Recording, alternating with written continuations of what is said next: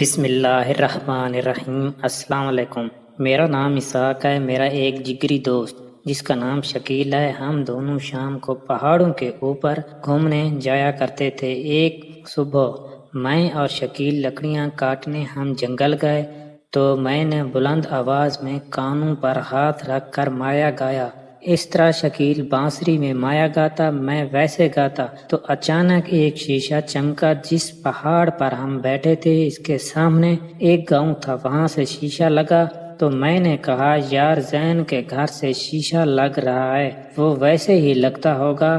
شام کو ہم دوربین لے کر اسی پہاڑی پر بیٹھے اور شکیل نے بانسری بجائی، میں نے مائے گائے تو اتنے میں پھر شیشہ لگا۔ میں نے دوربین سے دیکھا تو ایک نہایت ہی خوبصورت سماٹ پھولوں کی شہزادی، خدا نے سب حسن اسی کو دیا ہو، میں تو دیکھتا ہی رہ گیا۔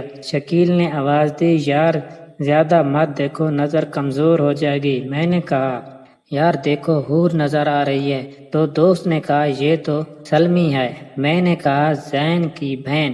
اس نے کہا ہاں، تو مذاق سے بولا یار کہیں عشق کے چکر میں تو نہیں پڑ گئے۔ میں خاموش ہو گیا۔ شام ہو گئی، سب پرندے اپنے اپنے گھونسلوں میں جا چکے تھے، اندھیرا ہونے لگا۔ شکیل نے کہا چلو صبح دیکھیں گے۔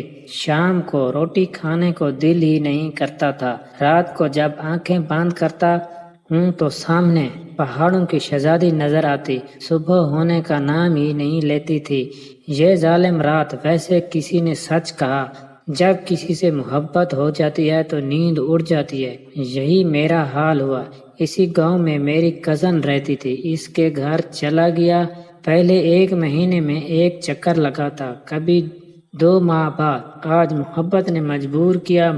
میں جب گھر پہنچا تو میری کزن گھر پر ہی تھی۔ اتنے میں آواز آئی آمنہ۔ میں نے مڑ کر دیکھا تو سلمیٰ ہی کھڑی تھی، سر پہ گھڑا اٹھایا ہوا تھا، چلو پانی بھرنے کے لیے۔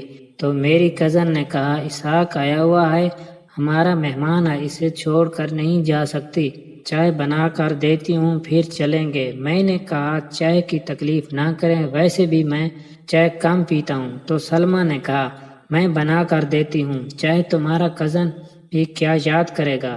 میں دل میں خوش ہو رہا تھا۔ سلمیٰ مجھے دیکھ کر مسکرا رہی تھی۔ تو آمنہ نے کہا میں امی کو بلا کر لاتی ہوں، آپ چائے میرے آنے تک تیار کریں۔ میں نے کہا چلو، خدا نے موقع دیا ہے، یہ سنہری موقع تھا۔ میں نے کہا ہیلو، تو سلمیٰ مسکرا کر بولی حکم سر۔ میں نے کہا ایک بات کہوں اگر ناراض نہ ہوں؟ تو وہ بولی آپ مہمان ہیں میری سہیلی کے، میں ناراض نہیں ہوتی۔ میں نے کہا آئی بس آگے کچھ نہیں کہہ سکا۔ تو وہ بولی آئی کرو گے یا پھر بولو گے بھی؟ میں نے دل باندھ کر کہا آئی لو یو۔ وہ مسکرا کے بولی لو کیا ہوتا ہے، میں تو نہیں جانتی۔ مسکرا کر بولی میں نے کہا یعنی میں تم سے پیار کرتا ہوں۔ سلمیٰ نے کہا سچ پوچھیں تو میں بھی آپ کو چاہتی ہوں۔ آپ کی آواز جب میرے کانوں میں گونجتی ہے تو میرا دل باغ باغ ہو جاتا ہے، روح کو سکون میسر ہوتا ہے۔ تو میں نے کہا وعدہ کرو زندگی بھر ساتھ رہو گی۔ اس طرح ہمارے وعدے قسمیں ہوئی۔ اتنے میں میری کزن آ گئی، چائے پی، پھر شام کو گھر آ گیا اور شکیل کو ساری خوشخبری سنائی۔ وہ بھی بہت خوش ہوا۔ پھر میرے بھائی کی شادی ہوئی تو میں نے لاہور کی تیاری کر لی۔ جب سلمیٰ کو پتہ چلا تو وہ رونے لگی اور کہنے لگی آپ کے بغیر میں ایک پل بھی نہیں رہ سکتی، مر جاؤں گی۔ میں نے کافی تسلیاں دی کہ میں 2 ماہ بعد آؤں گا، عید ہے۔ 2 ماہ بعد ظالم دن آ گیا جب میں نے آخری بار اپنی صنم کو دل سے لگایا، جی بھر کر آنسو بہائے۔ بچھڑنا بہت مشکل ہوتا ہے۔ جب صبح گاڑی پر بیٹھا تو دل پریشان ہونے لگا۔ رات 6:45 پر لاہور میں پہنچا۔ وہاں ہمارے گاؤں کے اور لڑکے بھی رہتے تھے جن میں میرے کلاس فیلو بھی تھے۔ انہوں نے مجھے تنگ نہیں ہونے دیا، میں جلدی ہی کام پر لگ گیا۔ 2 ماہ میرے لیے 2 سال ہو گئے۔ وہ دن بھی آ گیا جب گاؤں کا نام لگا کہ آج رات گاؤں جائیں گے۔ رات کو 9 بجے بس چلی تو صبح 9 بجے ہمارے بلند بلند خوبصورت پہاڑوں کے دامن میں واقع ایک چھوٹے سے جنت کے ٹکڑے پہنچ گئی۔ پردیس سے جب واپس گاؤں جاتے ہیں تو گاؤں کی ہر چیز خوبصورت اور دلکش نظر آتی ہے۔ میں نے گھر پر تھوڑی دیر آرام کیا، پھر شکیل کو ملنے چلا گیا۔ ان کے گھر جب اس سے ملا تو اس نے کہا یار دوست سے ملنے جائیں، تو شکیل نے کہا یار طبیعت کچھ صحیح نہیں، صبح جائیں گے۔ میں نے سوچا یار یہ تو میری کسی بات کو نہیں ٹالتا تھا، رات 1 بجے بھی آواز دی تو یہ چلا جاتا تھا، چاہے بیمار بھی ہو تو کبھی انکار نہیں کیا۔ آج طبیعت بھی صحیح تھی۔ میں نے کہا جانا پڑے گا۔ وہ بولا یار۔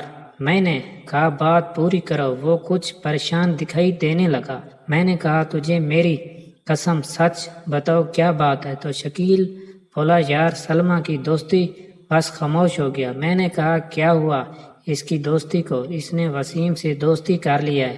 میری آنکھوں کے آگے اندھیرا چھانے لگا۔ میں ابھی جا کر اس سے پوچھتا ہوں، لیکن میرے دوست نے کہا پہلے پانی پیو۔ میں نے کہا یار اب میں گھر کو جاتا ہوں۔ میں اپنے گھر کی بجائے سلمیٰ کے گھر کی طرف چلا۔ جب گاؤں پہنچا تو راستے میں ہی سلمیٰ ملی۔ میں نے کہا السلام علیکم، تو بغیر جواب دیے چلی گئی۔ مجھے بڑا دکھ ہوا، میری زندگی برباد ہو گئی۔ بس شاید میں بد نصیب تھا، اس دنیا میں مجبوری پردیس لے گئی تھی، لیکن ساجن نے بھلا دیا۔ پھر لاہور کو واپسی کا پروگرام بنایا۔ اب دل کہیں نہیں لگتا تھا، کمزور ہوتا رہا، دن بدن بیمار سا رہنے لگا۔ پھر اس طرح 2 سال ہو گئے۔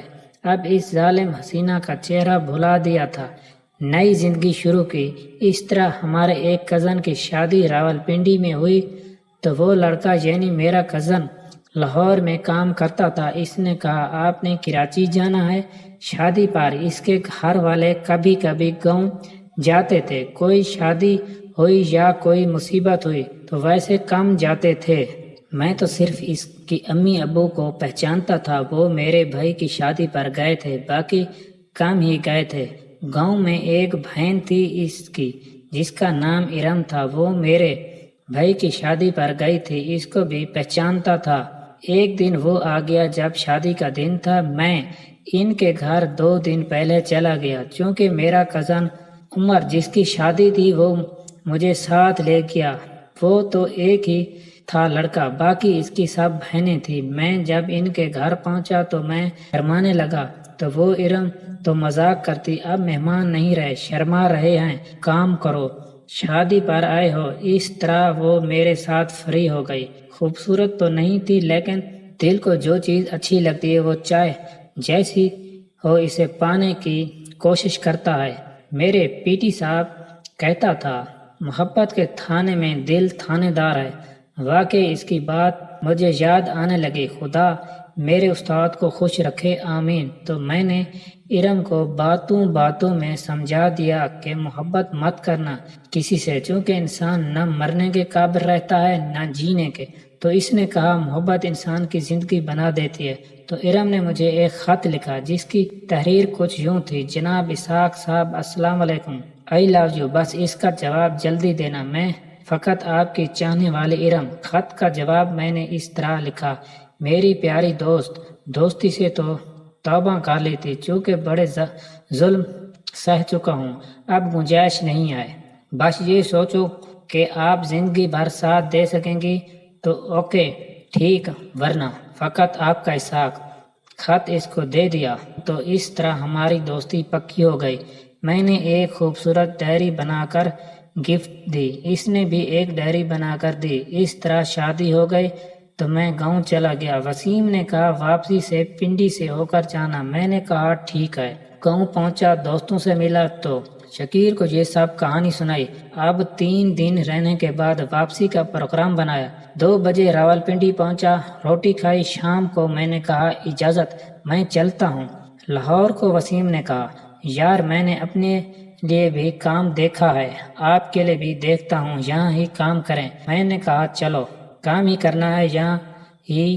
2 دن بعد کام پر لگ گیا اور پھر کرائے کا مکان لیا۔ اس میں اور لڑکے ہمارے گاؤں کے تھے، ایک دوسرے کو اشعار سناتے۔ ایک دن میں کام سے واپس آیا تو ارم نے کہا میں گاؤں جا رہی ہوں 2-3 دنوں کے لیے، آپ کے گھر والوں کو ملنے جا رہی ہوں۔ میں نے کہا 2 دن بعد میں بھی جا رہا ہوں، ساتھ چلیں گے۔ وہ خاموش ہو گئی۔ دوسرے دن میں کام سے واپس آیا تو ارم نظر نہیں آئی۔ اتنے میں اس کی چھوٹی بہن نے مجھے ایک خط دیا، یہ باجی نے دیا تھا، وہ گاؤں چلی گئی ہے چچا کے ساتھ۔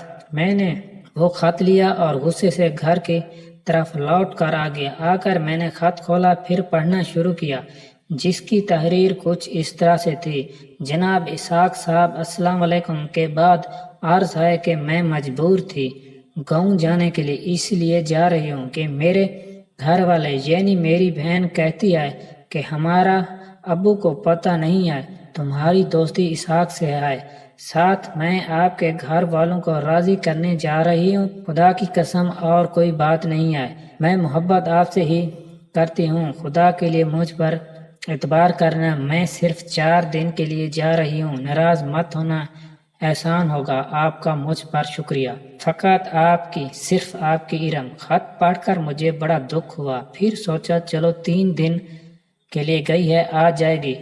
دن گزرتے گئے، آنکھیں راستہ تکتی تکتی تھک چکی تھی، انتظار نے برا حال کر دیا۔ 10 دن گزرنے کے باوجود نہیں آئی سنگ دل۔ 12ویں دن چھٹی ہوتی تھی، میری طبیعت ٹھیک نہیں تھی، اتنے میں گھنٹی بجی، گھر میں ہی تھا۔ میں نے دروازہ کھولا تو ارم اور اس کا کزن حسن تھا۔ ارم نے سلام تک نہیں کیا، مجھے بڑا دکھ ہوا، وہ حسن سے کہہ کر بات کرتی تھی، اس کو روٹی دی، مجھے صلح تک نہ ماری، مجھے بڑا دکھ ہوا، میرے بدن میں آگ سی لگ گئی۔ میں نے رات کو اس سے پوچھا کیا بات ہے، آپ بدلی لگتی ہیں۔ میں نے کہا کہ کسی سے زیادہ فری نہ ہوا کریں۔ وہ بولی میری مرضی، آپ کون ہوتے ہیں مجھے سمجھانے والے؟ میرا کزن ہے حسن، میں اسے باتیں کروں گی، اس نے مجھے گفٹ دیا، آپ نے گفٹ دیا، میں چونکہ غریب ہوں اس لیے وہ امیر ہے، چلو کوئی بات نہیں۔ میں نے وہاں سے گھر کی راہ پکڑی، پھر آ کر گاؤں کا پروگرام بنایا۔ صبح جب ان کے گھر گیا تو ارم کی بہن نے کہا آپ کی جو ڈائری باجی کے پاس تھی وہ اس نے پھاڑ دی۔ مجھے بڑا صدمہ ہوا، میرے پرانے زخم تازہ ہونے لگے۔ میں سوچنے لگا شاید غریب ہونا بھی جرم ہے اس زمانے میں نے اپنا بیگ لیا، گاؤں کی گاڑی پر بیٹھ گیا۔ میرا چمن لوٹ چکا تھا، میری خوشیاں پھر غموں میں بدل چکی تھی۔ میں نے اپنا مقدر سمجھ کر یہ سب کچھ سہ لیا۔ میری دعا ہے ارم، خدا آپ کو خوش رکھے۔ اس طرح میں نے دوبارہ لاہور کا رخ کیا۔ لاہور میں تقریباً 8 مہینے گزارے تھے۔ ایک نامعلوم خط ملا جس کی تحریر اس طرح تھی: جناب اسحاق صاحب، السلام علیکم۔ کے بعد عرض ہے میں آپ سے بہت شرمندہ ہوں، امید ہے آپ مجھے معاف کر دیں گے، فقط وہی، بس یہ کچھ ہی لکھا تھا، نہ نام نہ پتہ، لیکن جس کسی نے محبت کی ہو اس کی تو رائٹنگ پہچانی جاتی ہے، اس کی خوشبو تو دور سے ہی آ جاتی ہے۔ میں نے پہچان لیا، ارم آپ کا ہی تحریر نامہ ہے، میں نے تو معاف کر دیا، آپ کے لیے تو دل کا دروازہ ہر وقت کھلا ہے، چاہے آپ کی شادی ہو جائے تو محبت ہے، میں جس سے محبت کرتا ہوں کبھی چھوڑتا نہیں تھا۔